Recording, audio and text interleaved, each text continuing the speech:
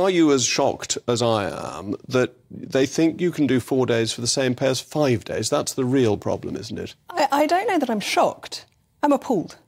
That I think it is taking the taxpayer for granted that it is already impossible to get through to all sorts of services at a local council, Monday to Friday, 9 to 5. If you're going to have 20% fewer people around, cutting 1 day a week effectively does that. It's going to mean it's even harder for taxpayers to get through to the services that they require, that these jobs still need to be done, bins still need to be collected. You can't just shut up shop and deliver the service that taxpayers are paying ever more for. Well, I think the defence of the binmen is that they were giving it initially only to the clerical staff, and then they realised that was very unfair, as with working from home, which was very nice if you were in a white-collar job, but not so great if you were in a job that actually needed... I mean, refuse collectors always used to run a thing called task and finish.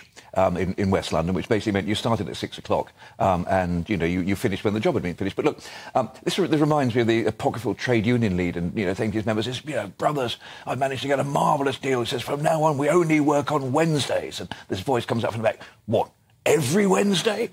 But, I mean, I seem to remember there was a very senior government cabinet minister once who actually went round offices looking for people who were actually in their job, occasionally finding coats on the backs of chairs and everything. The problem I have with this, Jacob, is that if you're going to say we're going to reduce to a 4-day week, then where does it stop? It carries on, and before we know where we are, we're in France. And the real difficulty is you cannot simply have 1 day of the week, or 3 days of the week, in fact we can't the weekend, when the refuse isn't collected. It isn't on. It's the one thing which is absolutely fundamental. I mean, I would love local government to be based on some lofty ideal of environmental purity and, you know, the state of the world and everything, but in fact it's whether the bins get emptied. And on a 4-day week, it doesn't work. And that's right, it's the delivery of public services. It seems to me this is something where people are dissatisfied at the moment, that the Passport Office, the Land Registry, DVLA is not delivering the service, and now councils following in the idle footsteps of Whitehall. Well,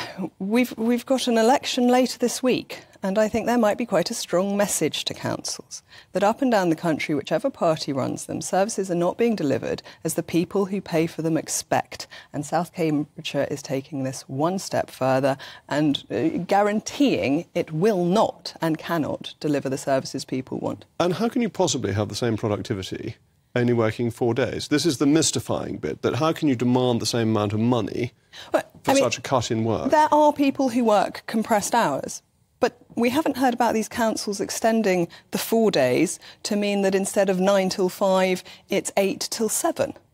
To make it easier for people who are at work themselves to get hold of the officers sitting there making the decisions and providing the information that council taxpayers require. You can't, therefore, within the same hours in each day, fit in more work. And this is the issue my constituents raise with me, is that they cannot get hold of people on Friday afternoons. There's nobody left working in the office, even on current hours, and that you simply make Friday part of the weekend, if you will. Well, as you know, in local government, traditionally it's known as Poets' Day, which is push off early, tomorrow's Saturday. But, you know, I'd be very depressed if it's not always push off early. No, I know, I'm aware of that. But no. You've got a lady on, so you weren't... Precisely so, yeah. And, you know, many viewers... It's a family show. Yeah, but look, the absolute point here is that I think there's a real difficulty in actually accessing council services anyway. And nowadays, that's one of the most common complaints I get, is that you just simply can't get through to a person. You know, you need to speak to either a computer. And, you know, a lot of my former constituents, elderly people who are not computer literate, have real difficulty about that. I think the outward-facing problem that it's actually an issue in local government is precisely that. And what we're doing in sort of my part of the world, in Ealing, is actually setting up these hubs to try to revive the libraries, where we can have like a one-stop shop where people can actually come in. And I profoundly hope that they will be open 7 days a week. Now, you know, I'm not sending the kids back up the chimneys and, you know, being Mr. Gradgrind about this. You know, people should get paid a decent rate for the work if they're working on Sundays. I've worked years in the health service, and, you know, we worked a 7-day week, you know, rotating around. We've got extra money for Sunday. So I think that's the way forward, not shrinking down to 4 days a week. I mean, that's embarrassing. But isn't this the peculiar thing about it, that we've moved to a 24-hour, 7-day-a-week society? Unless you're a council or a bank. Unless you're a council or a bank, yeah. Yes. Or the civil service. Or the civil service. And that expectations from consumers, from voters, is of a 24-hour, 7-day-a-week service, and there are these outliers that simply don't provide it. And surely we need some political gumption to change that. Well, I think we had the chance. Well, I put some notices around. I didn't get very far. and that was very interesting, that you pull the levers of power and you find nothing very much happened, because I wasn't the only one who wanted people back in the office. I had the support of the Prime Minister and of the Cabinet Secretary. The permanent secretaries, by and large, wanted people back. Yeah.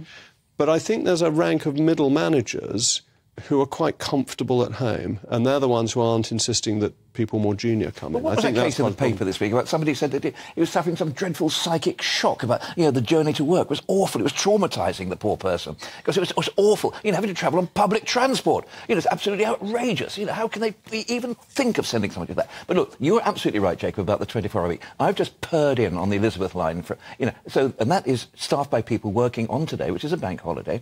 Negotiated their pay, with the employer. Absolutely happy with that. But the point being, you wouldn't have had these services running on a Sunday, certainly in my lifetime. And we've now got it. And I think people have got to realise that. And I like the idea. Certainly, Hillingdon is not a Labour council. I'm not naturally sympathetic towards it. But they have libraries open on Sunday. And fair play to them. Yeah. I think we should have more. And this is really important, that people's lives have changed and that it's no longer a society that thinks you should be able to do your shopping in the morning with a break for lunch and then again in the afternoon. Wednesday afternoon early closing. Wednesday afternoon early closing. In Lincolnshire, we still have. Well, you still point at planes, don't you? Still has early closing in 2 of my local towns. Absolutely serious. Yep.